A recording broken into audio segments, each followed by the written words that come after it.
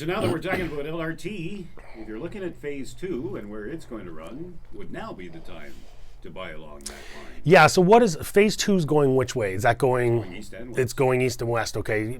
Absolutely it is. Are you too late? Well, no, but home prices are going to start to go up around those areas. Yeah, because you got, what, 2.5 years, 3 years Yeah. before at least the date that they've chosen. It may not happen then, but Well, we saw 2 years ago, 3 years ago, the prices around where the current line is go up at that point and continue to go up. So what do you think they've gone up? Have they gone up 10, 15%? I would think so. I think probably even more, to be honest with you, more. And I'm noticing a lot of condos being built around, like high-rise condominiums around those areas as well, which is probably a great source of. Exactly what should go up around the stations. And we talked about that when we went to Queen's Park, the Mortgage Professionals Canada group of us went, and we said, if you're going to build rail systems and transit systems, make sure that you allocate a lot of land for the high rises so that the majority of people can live in those things and therefore be able to access the transportation. I agree. And I hope, listen, what's going to happen eventually, once people get used to using it, it's going to help our traffic, which is going to be great. I mean, the traffic won't be quite as bad along the Queensway. Yeah, and it'll clear up downtown, too. It should, yeah. It should. Well, I still say Ottawa's the only city where passing on the right is common. Yeah. It just is. Like in Ottawa, you pass on the right, you don't pass on the left, because everybody gravitates that left lane and just cruises on the left lane. I've seen you drive. You pass wherever. I pass wherever, but it's just amazing to watch people. Frank goes up on the sidewalk. I got to get through. Amazing to watch people gravitate to the left side of a highway and just cruise along and don't care who's behind them. It's just, anyway. Anyway, for investors, Yep. now's the time, right? If you're looking along the line. Yeah, absolutely. You're banging your card on the thing. Yes, now's the time. I mean, are you too late along the current line? Potentially. It's still a good investment. Oh, it's still a great investment. It sure is. But I would look where that second line is going, and that's where you might want to look at an investment property or potentially somewhere to live, because you know it's going to go up. Yeah. Speaking of going up.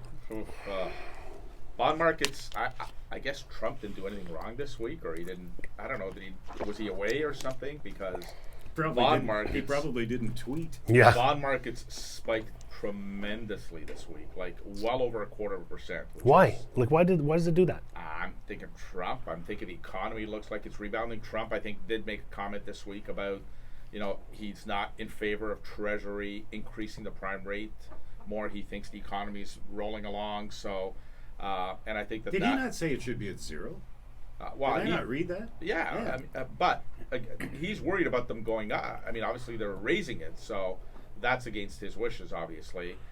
In Canada, obviously, we had those amazing job numbers. I mean, it's incredible jobs that were created in August. So I think that's part and parcel to it. But from 1.16% just 10 days ago to almost 1.5% now. So that's quite. Surprisingly, the lenders haven't. A couple of them sent out notices yesterday that, hey, we're going to raise our rates, but the major banks and the lenders haven't yet, which is surprising. But unless something happens early next week where, the bond market starts to come back down, don't be surprised if a lot of the lenders increase rates maybe 10, 20 basis points. Really? Fixed rates. Fixed rates, yeah. Yeah, fixed rates. What's a good fixed right now? Well, again, if you're looking at high ratio, there's still one lender, 239, but as long as you're not closing for 3 months, you're okay. Because it's going to take them a month and a half to look at it. So, but really, I mean, reality is 2.59 to 2.79 on a high ratio insured or less than 65% switch or purchase. Other than that, you're looking anywhere between 279 and 299. So you're still in the mid to high twos. What kind of a rate guarantee can we get from you? 120 days. So again, for anybody that's got a mortgage that's maturing in the next 4 months, now's the time to lock in a rate. Personally, I believe that rates will come back down. But, if you just want to secure a rate, and here's what I say about securing a rate, and I tell everybody, it's a no-lose. Because you get to secure the rate, and if rates come down between now and your closing date, you get the lower rate. But if rates go up, you have nothing to worry about. So it's a win-win across the board. So you're saying now's the time to lock in. Now's the time to lock in a rate. If you've got a mortgage coming up for maturity, and listen, your bank's going to call you, and obviously they're going to tell you the rates are going up. And this time they're actually right, because rates are going up. They tell you they're going up when they're coming down, but in this case they are going up. But again, I mean, we think they're going up. No. Well, we think, right? No. What I'm saying is that they've been coming down, and yet banks have been telling people rates are going up. Yeah. So, are we looking? Is this looking like a short-term deal? What do you mean? Going up well, only in the short term? Well, I think the election will have something to do with it. I mean, obviously, numbers coming out in the next 2, 3, 4 weeks. I mean, there was a lot of pressure for Bank of Canada to potentially lower prime rate in October. You know, if this continues, I would say that's not going to happen until December, which is, so they've got 2 meetings left. One in October right before Halloween, and then another one early December. So it's amazing how things change. Eh? Like the last bunch of shows we've been talking about rates coming down. Now we're talking potentially like rates that. are going up, just like that. Yeah, and a year ago we didn't see them coming down at all. Yeah. No, and we again a year ago we were close to 3.5% for a 5-year fix. So now we're in the 2.59 to 2.99 range. So not bad at all. So if you want a rate guarantee, you need to have a property, right? No. Well, no. If your mortgage is coming up for maturity, obviously you don't. But if you're looking for a house right now, if you're looking for a house, you don't need a you don't need a property to get a rate guarantee. You just need to submit an application. And I've had a customer say, "Well, you have to pull my credit." It's like, yeah, I can't pre-approve you without a credit. If I don't know what your credit is, I can't give you a pre-approval. So, and banks do it, by the way. I mean, a lot of banks are doing that to save, all of their $3-4 a credit bureau. They'll save that money. And you tell mean you customers, can't get me an approval in 60 seconds? Yeah, here we go with that. But so if I call you for a rate and you're like, yeah, Paul, no problem, I can get you, 2.79. Do I need to sign something, or do I have your word? You don't have to sign anything. Well, we'll send you an email, right? So if we get your application, we're able to pull your bureau and we authenticate the application. We're able to send an email, and a lot of realtors are asking for this now. So I guess the market is demanding this now, right? Oh. I mean, realtors are asking for it because there's a lot of deals falling through on financing. These people are going in and tying up a house, and all of a sudden the financing's not there, and all of a sudden you're 7-10 days later, and now you're having to put the house back on the market. I was looking at potentially buying a property this week, which I did not like the home inspection, so I'm not buying it. But I was talking to the home inspectors, and they told me they're down probably 25 to 30% this year in their home inspections because people are not actually doing home inspections. Yeah. And they were telling me the most frustrating part of their job right now is cancellations. Because what people are doing is they're like, okay, there's this property came out. Can I book you for an inspection on Tuesday? Oh, we didn't get the property. We have to cancel. And he said over the last 2 days, he's had 5 cancellations. And I said, what was it? People went in firm? He said, no, they didn't get the property. Went into multiple offer and they didn't get the property, so they had to cancel on me. But it's a good thing that people are at least booking inspections now ahead of time. You have to you almost have to do an inspection before the house actually hits the market or before offer date. It is crazy because now you're spending $500 and maybe not get the property. Yeah. My agents are doing that though. They're first of all, we're gauging the interest level. If I say, Steve, if you don't get this house, are you going to be absolutely crushed? And you say, I'll be absolutely crushed. Okay, so it's listed at 300. I think for you to get it, it's going to go to multiple. I feel like you're going to have to go to about 320, 325. Will you go there? Yes, I will go there. Okay. Are you comfortable spending $500 on a home inspection before? Let's have the peace of mind so you can go with a firm offer. And a lot of times our clients are comfortable spending that $500 knowing that they have to go that high. But if we say to you, Steve, are you going to be crushed? And you say, if something else is out there, something else is out there. Yeah, we may not book that home inspection for you and do it beforehand if you're not committed to go as high as you need to go to get that property. In a multiple offer situation, you as the agent, do you get to see what the other offers are, what the other conditions are, or not? Well, not as a buy side, as the listing agent, of course. No, you have no clue. It's just a shot in the dark. You don't know if people are going in firm. The only thing you are allowed to know is how many offers are on the table, but you can't know anything about the offer. It's tough. This market is really, really, really tough on buyers. Well, hopefully the listings have gone up. We'll find out when we return. Yeah. Where are we at for listings now, Mr. Rushforth? Well, we're hovering. It's like a broken record. We're hovering around the same numbers. Last week we were just under 4. We're still under 4. 3,965, of which only 497 of those are condos. So once again, the condo market is very listing starved. Very listing starved. You're topping the table. In the years you've been doing this, have you ever seen the listings this low at this time of year? I don't remember them being this low. I don't either, to be honest with you. 12 years ago, I don't think they were this low. No, they would have been in the 5,000-6,000 range. Yeah, I don't ever recall listings being this low. Really, I don't. Which means a lot of people are going to new builds because builders are trying to keep up with the pace right now. But I do sense a slowdown. I mean, when I was talking to my home inspectors the other day about this, they're like, Paul, it's hard for us to sustain this. I mean, like, we rely on our home inspections, obviously, for our job. And if we're down 25, 28%, that's a lot of money out of the pocket. Do you see things changing? My answer is yes, I do. I do. I think next year will be a different year. I think we'll have more listings on the market, mainly because of the new builds that are closing. People have to now list their house. So I think next year, especially at the start of the year, Feb, March, April, I think we're going to see quite a few more listings on the market than we've seen in the past. What about this program? Is this going to jumpstart anything? Interesting. I mean, hey, is there an election coming up? I read that somewhere. There is, eh? Yeah. It's amazing that Trudeau, all of a sudden, the second day of calling the election, all of a sudden comes out with that first-time homebuyer incentive, adds Toronto, Vancouver, and Victoria to the mix. With now $800,000 the maximum. So it has come up. So it's come up Just for that? only if he gets elected. So it hasn't been introduced yet. If he gets elected, he'll introduce it, and therefore at that point it'll be implemented. I imagine maybe early 2020, I would think. I mean, I haven't seen the dates, but he's made it clear, and he did this in one of his speeches in Victoria, that here's the program that I'm going to launch. I'm going to include Victoria, Vancouver, and Toronto in the mix, and here's the numbers. But if I get elected. So right now the cap to take advantage of the program is how much? 4 times your income, 120. I think that number. The value of the mortgage. Well, About 560. yeah, about 555, 560, somewhere in there. So that number will go up to 800. And for those centers, it's going to go to 150. So you take your income and your maximum income is 150 instead of 120 like it is here. So hold on, Frank. So they can change the parameters of this program Just by for, increasing the income. but for different city centers, yet They should have done that to begin with. Yet they can paint the whole country with the stress test the same Correct. way. Correct. But why couldn't they have done that with the stress test and say, okay, only Vancouver, That's our Toronto, and argument. Victoria? That's always been Victoria. our argument. Our argument has always been, you want to have a stress test because Toronto and Vancouver are out of whack? Great. Have a stress test in Toronto, Vancouver. Leave the rest of the country alone. But don't knock down the rest of the country because Toronto and Vancouver are smoking hot. But Paul Like, makes a just great don't. point. Because they've always said, no, it's totally national, we've got to do everything nationally. But if they're wrong. this program is going to pickpocket different markets, Paul's right. We Why could- would they why- not just do this for the stress test? And I'll tell you why they're wrong, because it's not that long ago, and I want to say maybe 10, maybe 15 years ago, the default insurance was regional.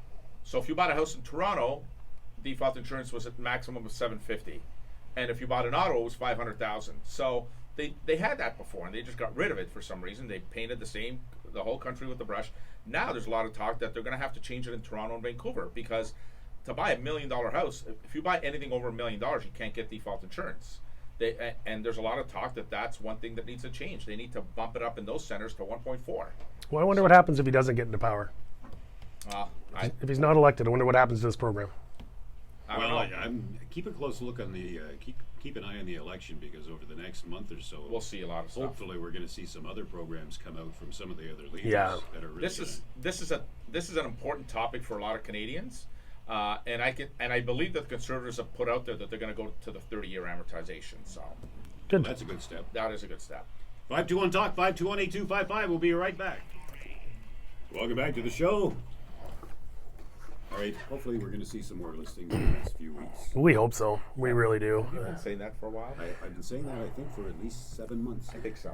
Actually, we've probably been talking about this since about February, because I think, obviously in January you're like, yeah, there's not a lot of listings on the market. Well, it's January. It'll be 7 months. Yeah, February. Oh yeah, that would be about 7 months. February, it was freezing. Oh, March was for freezing. some reason I felt like we were way further in the season. I felt we were like November. So yeah, that would be about 7 months, Steve. Yeah, good thing we can laugh at each other. That number's not a strength for. But Number's but showing on but the side. but yeah, we've I been. stand corrected. Well, it's 7 actually months. it's actually 7.5. So that's the correct answer. But yeah, so for the last 7 months, yes, we've been talking about the lack of listings on the market and how frustrating it is for buyers out there and how awesome it is for sellers out there. Like, I guess if you're selling and moving out of this city, or you don't have to buy and you're just selling your property, you've hit a home run. Gets frustrating though when you're trying to buy something. So But this has got to be the time in a marketplace where you can cheat a little bit if you don't have the best showing house. absolutely. So the house that I was going to buy this week that I ended up not buying because I wasn't really happy with how the home inspection went. The funny thing is, it'll still sell. It'll still sell. I didn't buy it, but it still sells. So the bargains are more expensive still, right? They're much more expensive. I mean, we're seeing, but this is where, over the last probably 3-4 years, you couldn't cheat. You had to have a gorgeous house. It had to be upgraded beautifully. It had to show beautifully. That's the only way it would sell. If people walked into a house that had some work to do, they walked right out of that house because they had a lot of choice. Right now, if you have a dog, you're selling. It still has to be priced properly. Like, you can't go through the, go through the roof with your pricing, but it still has to be priced properly. It still has to show somewhat well, like, at least neat. But yeah, this is where At people. least you're going to get some action on it. You're going to get some action. People are okay right now having to do some work because they have limited options. And so if they walk into a house that's, not the way they want it, what's their choice? They either take it or they don't. And a lot of people are taking it. So we're getting multiple offers on homes that have no business getting multiple offers on. But they're the only game in town, right? If you've got a choice between two homes and the other one sells, Yep. and you want to move into that neighborhood, Yep. you're doing a little extra painting, right? Yeah, it's getting a little bit frustrated with certain people out there that I know are putting offers on 3 properties at a time, and then and this is when we go back to the home inspectors. The home inspectors are like, yeah, like we're booked for a home inspection, and they just canceled on us like the last minute, because I suspect that there's a lot of agents that are actually putting 3 offers, maybe 2 or 3 offers. I suspect. I'm not saying it's happening. Yeah. But I suspect that that's what's happening because people are like, yeah, I know we got this house, but I can't get my financing now. Really? Because you told me you're solid with your financing, and now you just can't get your financing.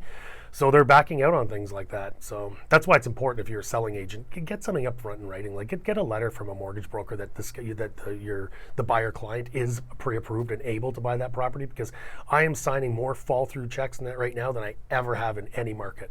So in a situation where someone says they couldn't get financing, is there not a way to prove that, yes, you could have gotten financing? Some realtors call me, actually. Some realtors will call me and say, Frank, can you just confirm? You don't have to give me any private details.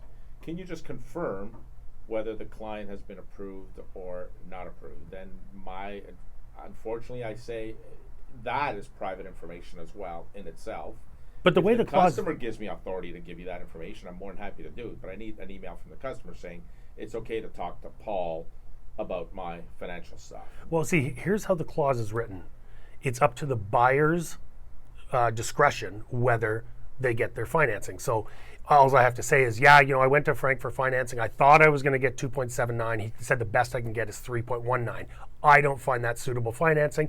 I'm walking away. So that's the best out. That's the best out. You could say, I thought I was getting a better rate than I was, but apparently I'm not getting a good enough rate, so it's not suitable financing to the me. Home inspection's an out too. I mean, Yeah. the home inspector has to find is one little thing. It's No, like, you can say whatever you want when you see the home inspection, but I didn't realize that was the wording on It's suitable financing to the buyer. Suitable. Well, that's really open-ended. It's open-ended. I got 2.79. I was hoping to get 2.59. I couldn't get it. Sorry, not suitable. I'm out.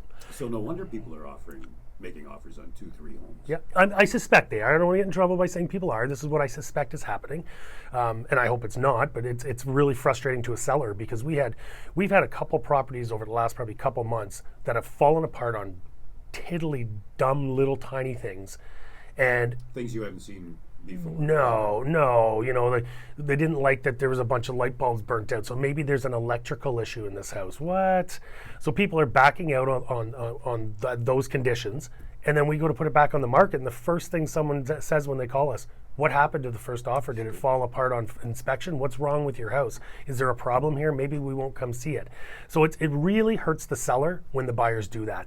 I understand you're going to back out on something that you can't see, but when you're doing something like a home inspection, the whole idea of hiring a home inspector is, I've seen the roof, I've seen everything, I've seen everything that I can see. I'm okay with it. I'm going to bring in a home inspector to find something that I can't see: insulation, wiring, foundation, attic stuff. That's where you can back out on a deal. But there's too many people backing out on. Like we had one this week that backed out. It was ridiculous.